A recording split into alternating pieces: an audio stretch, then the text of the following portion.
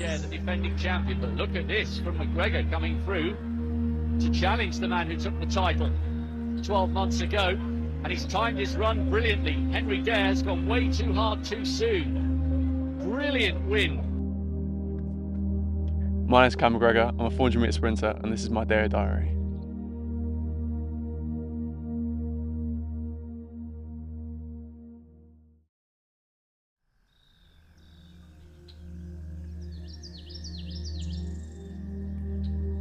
Growing up, I was always playing rugby, and I remember I was always the fast guy on the wing, and I got told to go to an athletics competition one day, and I remember I won most of the sprint events, and my coach came up to me and said, do you have a trainer? Do you train? And I said no, and he said, do you want to come along with me? And I said yeah, and I haven't looked back since, and he's one of the best coaches in the country.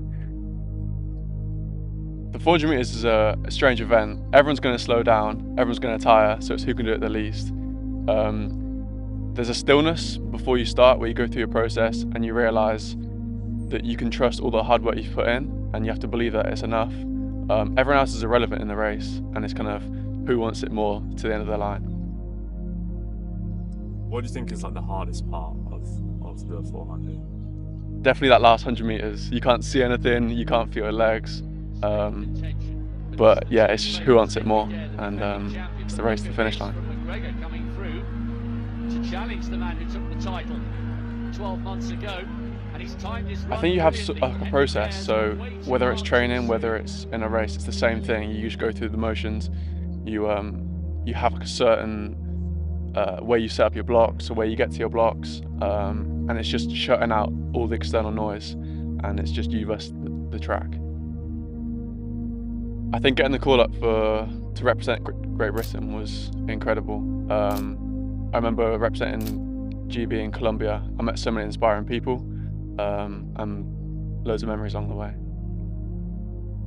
I think I knew that I was going to get it, but just like the fact I saw the phone ring, I was just on my own. I remember having a tear in my eye and like going down to tell my parents. It was a really cool moment. And what was Colombia? Yeah, it was unreal. Like I said, I met so many inspiring people. Even from the aeroplane trip on the way there, to going around meeting all different people from different countries, experiencing the food, everything about it was just surreal. Has that moment kind of inspired you to push further? Yeah, definitely. I think it just makes you hungrier for more. You can never be content with what you've done so far, so yeah, I definitely want to do more.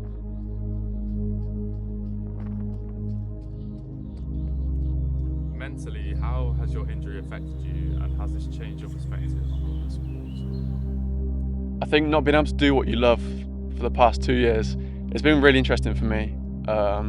So many countless setbacks, but I've not lost any sort of motivation along the way.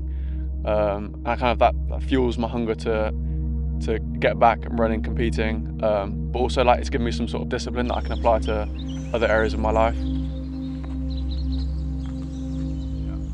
And then, do you want to go straight into drills, or do you want to do any more stretches? Or? No, I'll be able to do drills and stuff. Yeah, cool. So do you want to start from down there and then come up? Yeah, and then being injured is quite a lonely place. Being on your own, not with teammates, it is tough at times. But I have learned a lot about myself, kind of mentally and physically. And yeah, like I said, being put back to square one if you make a small mistake is kind of it is tough, but it's good to learn from, I guess.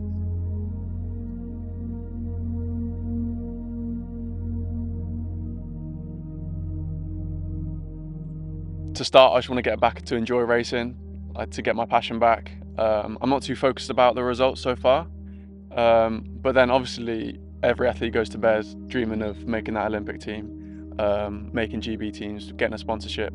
So I guess that those sort of things I'm hoping will come with the future, but for now we're just focusing on getting back racing and enjoying it.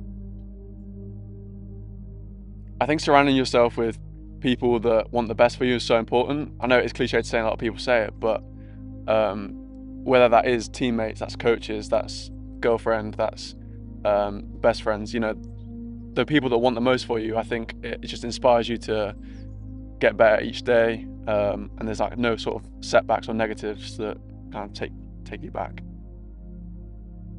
How have your friends, your girlfriend, and your training partners like helped you kind of specifically in your journey? Like I said, my injury has been quite a lonely place. You're doing rehab for yourself, like you're not doing it with anyone else, it's just you. So kind of like spurring you on, giving you motivation, maybe even like pointing you in like directions or giving you opinions that you haven't really like thought of yourself. Yeah, I think without those people around me, I wouldn't be where I am now.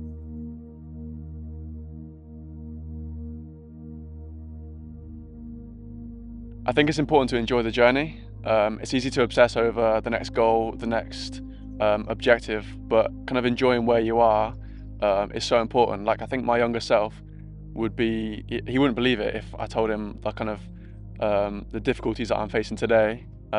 He'd be very happy. Do you think you'd be proud? I'd like to think so. I've put a lot of work in to get where I am. So yeah, hopefully it pays off one day as well. Where would your older self be for you to be proud of him? Still kind of putting his everything into what he loves, whether that is the track or something else. I think, yeah, I'll be proud of myself either way. I'm Cam McGregor, and that was my Deyo Diary.